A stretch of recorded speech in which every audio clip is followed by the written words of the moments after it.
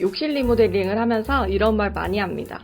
그런데 문제는 이 작업이 자동으로 되는 게 아니라는 겁니다. 그렇다면 예산이 한정되어 있다면 어떻게 해야 할까요? 여러분이 돈을 써야 할 곳과 아껴도 되는 곳을 알려드리겠습니다.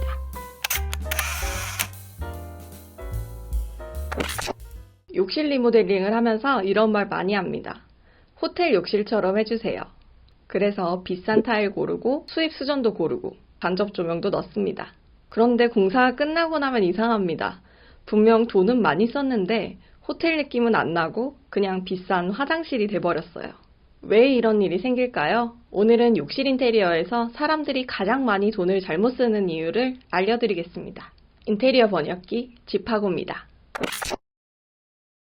대부분의 소비자는 욕실을 제품으로 생각합니다. 어떤 타일을 쓸까? 어떤 수전을 달까? 어떤 거울장을 넣을까? 그런데 호텔 욕실을 만드는 핵심은 제품이 아닙니다. 선, 구조, 비율입니다. 우리가 호텔 욕실을 고급스럽다고 느끼는 이유는 브랜드를 알아서가 아닙니다. 벽과 바닥에 선이 정리되어 있고 불필요한 것들이 안 보이고 그리고 구조가 깔끔하게 정돈되어 있기 때문입니다.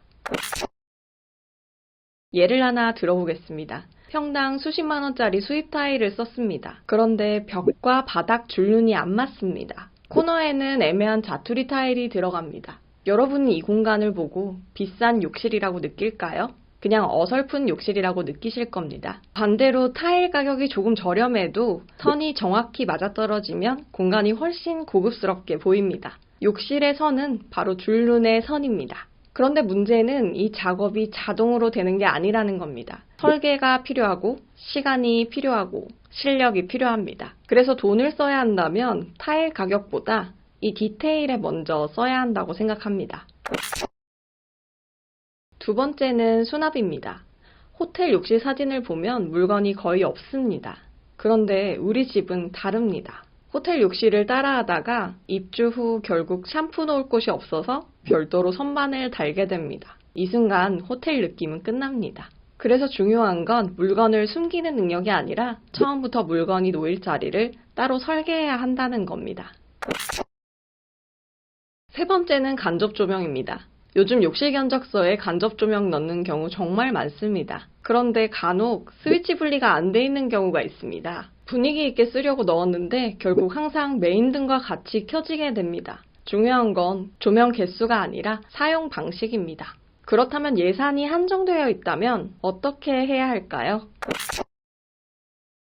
제 기준은 이렇습니다. 타일은 한 단계 낮춰도 됩니다. 수전도 한 단계 낮춰도 됩니다. 대신 선을 맞추는 디테일, 수납 구조, 그리고 조명 사용성, 여기에 돈을 쓰세요. 인테리어에서 가장 위험한 생각이 있습니다. 비싼 걸 쓰면 좋아질 거야. 하지만 좋은 공간은 오로지 비싼 제품으로만 만들어지지는 않습니다. 좋은 공간은 설계와 디테일로 만들어집니다. 욕실 인테리어를 계획하고 계신다면 어떤 타일을 쓸까 보다 어떤 선을 만들까를 먼저 고민해 보세요. 집하고는 앞으로도 여러분이 돈을 써야 할 곳과 아껴도 되는 곳을 알려드리겠습니다. 어려운 인테리어 쉽게 번역해드리는 집하고였습니다.